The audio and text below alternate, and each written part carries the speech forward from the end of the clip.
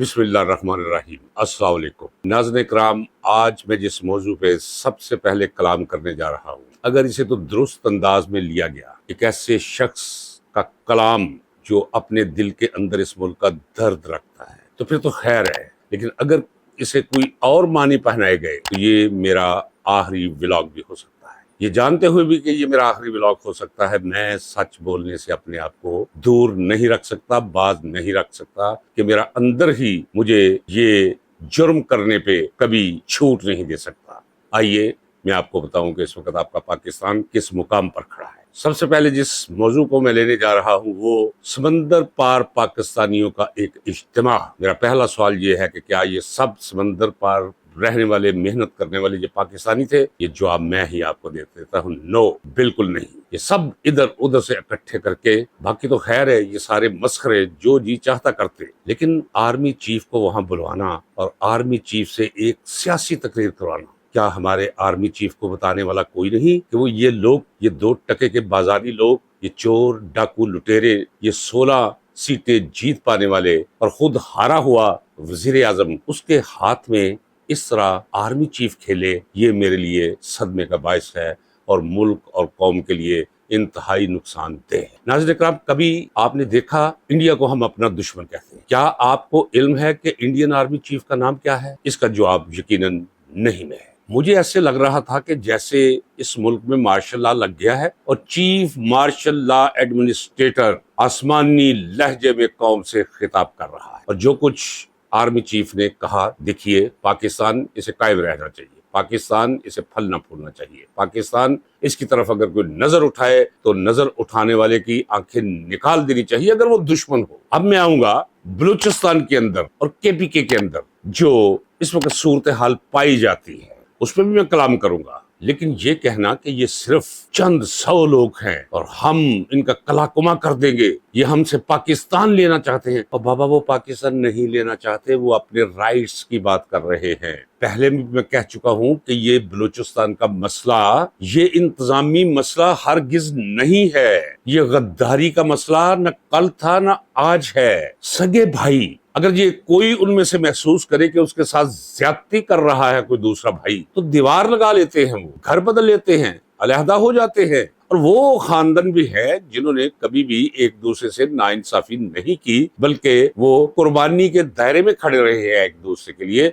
आज भी हम उन खानदानों पे फख्र भी करते हैं और उन्हें जॉइंट फैमिली सिस्टम कहते हैं। तो ये मुल्क, ये हम सबका घर है। सिंधी हो, बलोच हो, पंजाबी हो, पश्तून हो या और कौमियतें हो, ये हम सबका और इन सबका घर है। अगर किसी को कोई शिकायत है तो मैं पहले भी कह चुका हूं कि जैसे बड़ेपन का इजहार करते हुए दोनों गाल अपनी दोनों हथेलियों में लेकर माथा चूम कर पूछते हैं कि भाई वजह क्या है? ये जो माथे पे त्यूड़ी चढ़ाई हुई है, आंखों में गैज़ो गज़ब है, हाथ में तलवार और बंदूक पकड़ ली है अपनों के खिलाफ, इसकी वजह तो बताओ। उन वजूहात को तलाश करके उन्हें दूर किया जाना चाहिए। मुझे याद आ रहा है, मैं मुकम्मल बाशऊर था जब 1970 और 71 में मशरकी पाकिस्तान में ऑपरेशन जारी था और यहया खान शराब के नशे में, नशा शराब का हो या ताकत का, नताई ये एक जैसे निकालता है। नाज़रीन इकराम, ये याद रखिएगा। और मैंने आज स्क्रीन पर आर्मी चीफ जनाबे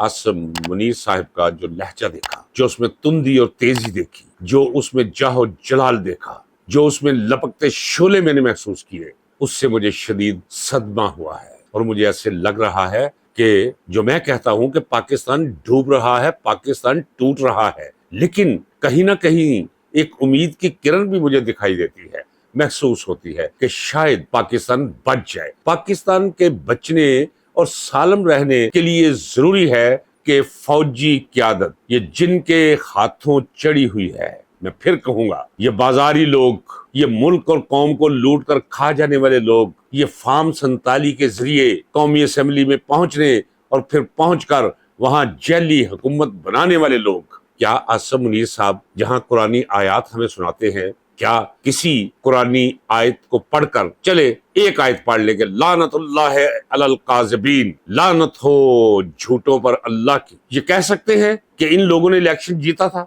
ये जायज कौमी असेंबली के मेंबरान हैं, ये MQM वाले, ये पीपल्स पार्टी वाले, ये नून लीग वाले, और क्या वो ये कह सकते हैं कि ये हुकूमत जायज हुकूमत है? یقیناً نہیں. یہ وہ حقیقت ہے جس حقیقت سے پرائمری اسکول کے بچے بھی آگاہ ہیں. تو جب ہمارے چیف حافظے میں موجود موقع محل کی مناسبت سے ٹیلی کرتی ہوئی مطابقت رکھتی ہوئی کوئی آیت قرآنی پڑھتے ہیں تو لوگوں کا دھیان ادھر جاتا ہے کہ یہ جو کچھ یہ ملک میں ہو رہا ہے کیا ان کی جرت ہے؟ کیا خالی الیکشن کمیشن کی یہ جرت ہو سکتی تھی؟ کیا عدالتیں از خود یہ کر سکتی تھی؟ اس کا جواب 26 کروڑ عوام کا یہی ہے کہ نہیں. اگر نہیں تو پھر یہ سارا تماشا، یہ ساری ڈبہ فلم، یہ ساری ناجائز حکومت مجھ پر اور میری قوم پر 26 کروڑ عوام پر کس نے تھوپی ہے؟ بجائے اس کے کہ آپ اپنی غلطیوں کا ازالہ کریں، آپ اس کا بوریا بستر لپیٹیں. کیا آپ کو کوئی نہیں بتاتا کہ 90% عوام عمران خان کے ساتھ کھڑی ہے؟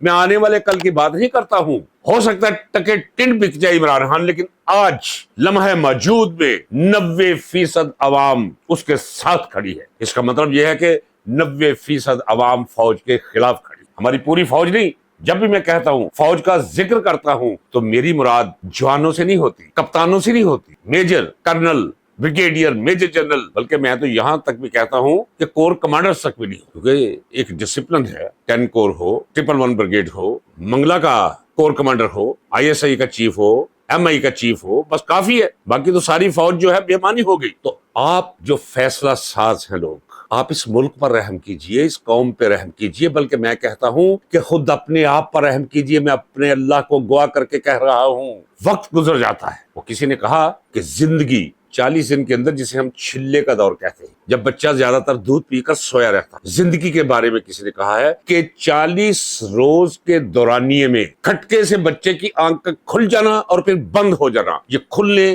اور بند ہو جانے کے درمیانی عرصے کا نام ہے زندگی. تو پہلے تو زندگی کی حیثیت اور مبلغ اوقات سمجھنے کی کوشش کریں، پھر ماضی سے سبق سیکھنے کی کوشش کریں. کہاں ہے یحییٰ خان؟ کہاں گیا پرویز مشرف؟ کہاں گیا جنرل ضیاء الحق؟ کدھر ہے آج کیانی؟ کدھر ہے آج جنرل باجوہ؟ کچھ سوچیے. اس ملک پر رحم کیجیے. ملک ٹوٹ جائے گا.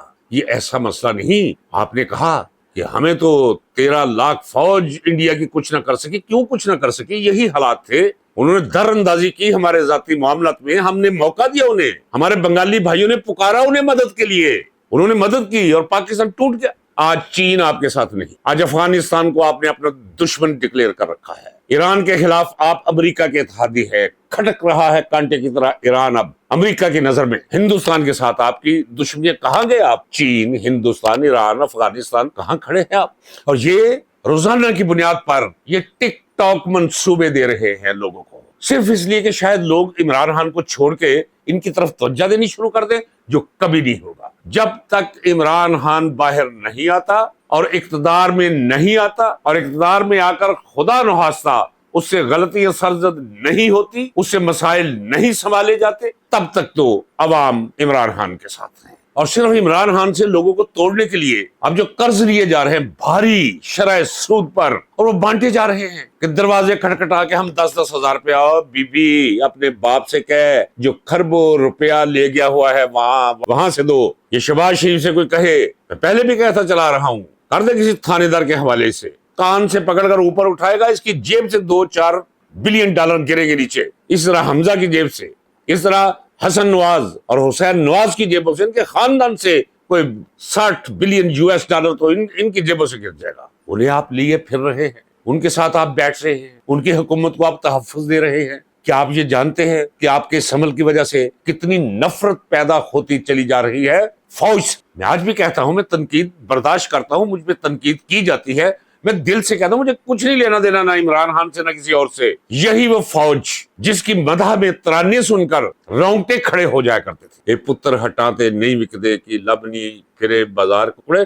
وہ آج مذاق لگنا شروع ہو. آج اپنا مفہوم اور معنی کھو چکے ہیں یہ ترانے، صرف آپ کی پالیسیز کی وجہ سے. اور یہ میں کہتا ہوں اور کہتا رہوں گا. یہ دکھ مجھے کیوں ہے؟ وہ دکھ کس لیے ہے مجھے کہنے دیجیے. میں عاصم منیر صاحب کو اس وقت سے جانتا ہوں جب یہ فوج میں بھرتی ہوئے. پھر جس وقت یہ انہیں کمیشن ملا تھا اس وقت میں جیل میں تھا. یہ سب سے بہترین دوست میجر سعید کے مرحوم کے، جو میرا چھوٹے بھائیوں کی طرح بہت تعریفیں کیا کرتا تھا، اس کا ایک ہی دنیا میں دوست تھا، मेजर असम जो अब हमारे चीफ ऑफ आर्मी स्टाफ है। मैं उस वक्त जेलों में था जब आप कमीशन लेने के लिए अभी तगोताज कर रहे थे। मैं पंजाब की 5-6 जेलें फिर चुका था इस मुल्क और इस कौम की खातिर। और फिर जनरल जियाउल हक ने जब शबहून मारा इक़्तिदार पे, फिर मैं उसके खिलाफ खड़ा हूं और 9.25 साल मैंने जेल और कलों में गुजारे। एक एक रात भारी थी 1000 महीनों की पुरज़ियत रातों से। अपने जलावतनियों में दर बदर होता रहा। सोचा था कि इस मुल्क की तरफ मुड़कर देखना भी नहीं, लेकिन इस मुल्क के बगैर मैं ना रह सका, सब कुछ होते हुए भी ना रह सका। ऐशो निशात और इशरत के तमाम सामान मौजूद थे, लेकिन अपना वजूद बेईमानी लगता था कि मेरा वजूद मेरे मुल्क में नहीं है और वो मेरी मोहब्बत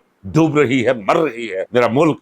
और अगर मैं ऐसे नहीं बोलूंगा तो कैसे बोलूंगा, क्या करूंगा? और जब मैं शहबाज शरीफ के मुंह से ये सुनता हूँ, ऐ मेरे प्यारे नाज़रीन किराम, कि ऐ ओवरसीज पाकिस्तानियों, आपके लिए दीदा दिल फर्शे राह, आपका सरमाया महफूज रहेगा।